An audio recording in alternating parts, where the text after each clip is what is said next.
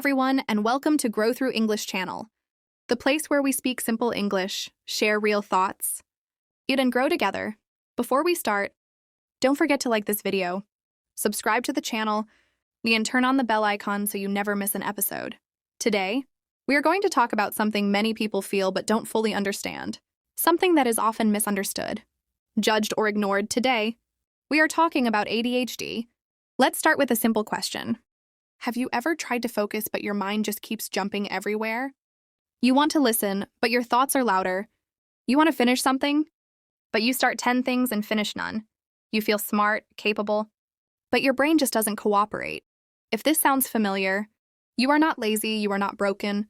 You might be dealing with ADHD. ADHD stands for Attention Deficit Hyperactivity Disorder. But honestly, the name is confusing because it's not really a lack of attention. It's more like too much attention in the wrong places.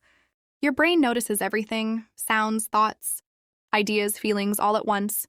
And because of that, focusing on one thing becomes hard. People with ADHD don't have a weak brain.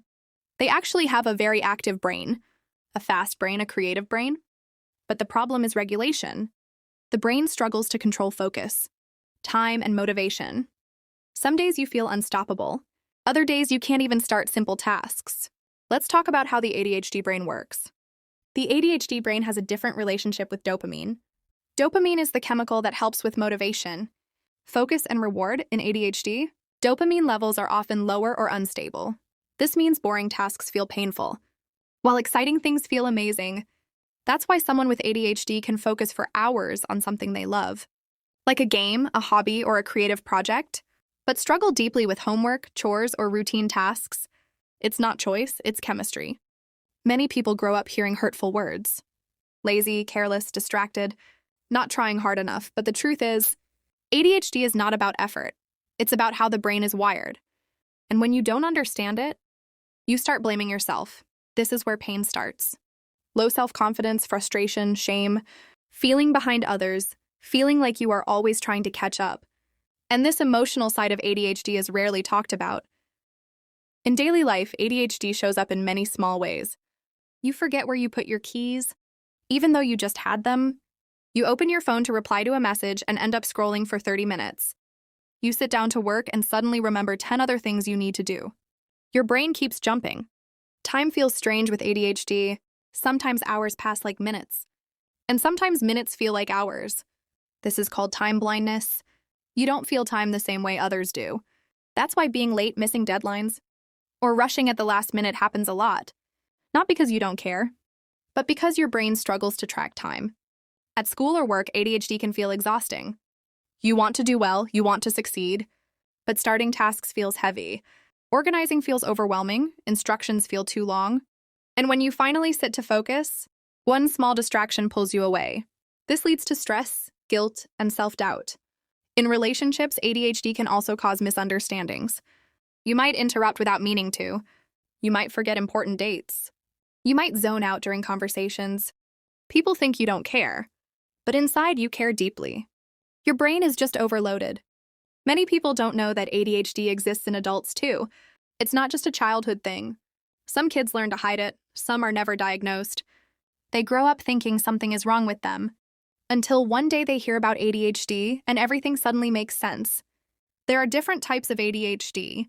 Some people are hyperactive, always moving, talking, restless. Some are inattentive, quiet, lost in thoughts, daydreaming, forgetful, and some have both. This is why ADHD looks different from person to person. Now let's talk about emotions. ADHD is not just about focus. It also affects emotions. People with ADHD often feel emotions strongly. Happiness feels big, sadness feels deep. Frustration feels overwhelming. This is called emotional dysregulation, and it can make daily life feel intense. Rejection sensitivity is also common.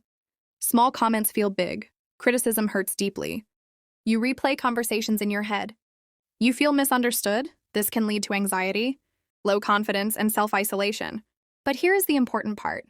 ADHD also comes with strengths, creativity, imagination, quick thinking, problem solving, empathy, passion. When people with ADHD understand their brain, they can use these strengths instead of fighting themselves. Living with ADHD is not about forcing yourself to be normal. It is about building a life that works with your brain.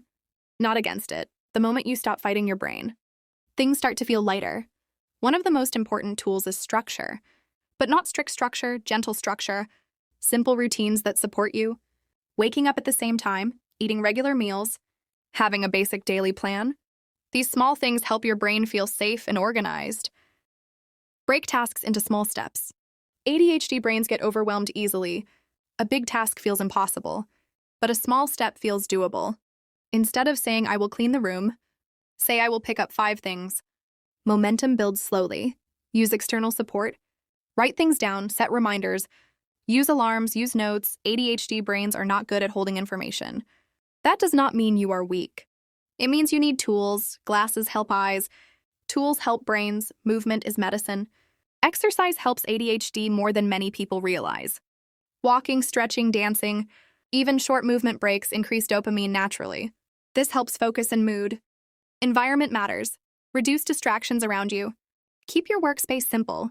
Use noise, music, or silence depending on what helps you focus. Everyone is different. Test and learn. Let's talk about hyperfocus. Hyperfocus is when someone with ADHD gets deeply absorbed in something they love. Hours pass without noticing. This can be a superpower if you learn to guide it. Use it for creative work, learning, or projects you care about. Rest is also important. ADHD brains burn energy fast. You may feel tired mentally even if you didn't do much physically. Give yourself breaks, real breaks, not scrolling breaks. Rest helps your brain reset. Most importantly, stop comparing yourself to others. ADHD has a different pace, a different rhythm. Success will not look the same for you, and that is okay. One of the hardest parts of ADHD is not the focus. It is the years of blame, years of feeling not good enough, not smart enough, not disciplined enough. You grow up thinking you are the problem, but you are not. Healing with ADHD starts when you change the story you tell yourself. Instead of saying I am lazy, say my brain works differently. Instead of saying I always fail, say I am learning what works for me. Words matter. They shape how you see yourself. Self-compassion is not weakness. It is strength. When you forgive yourself for past struggles, you free energy to move forward. You stop wasting power on shame and start using it to build your life. Confidence with ADHD grows slowly. You build it by keeping small promises to yourself. Simple ones: wake up on time, drink water, finish one small task. Each small win tells your brain I can trust myself. Support matters. Talk to people who understand you. Learn about ADHD. Follow voices that educate instead of judge. You don't have to do this alone. Remember this: ADHD is not a curse. It is a different operating system. Yes, it has challenges, but it also has gifts, creativity, empathy, passion, deep focus on what you love. When you stop fighting your brain and start understanding it, life becomes lighter. You are not behind. You are not broken. You are not lazy. You are learning how your brain works, and that is powerful. If you are listening to this and something clicked inside you, that is not weakness, that is awareness. And awareness is the first step to change. Thank you for listening. If you enjoyed this episode, do me a quick favor, like the video, subscribe to the channel, and turn on the bell so you don't miss the next one. Let's keep growing together. Let's grow through English.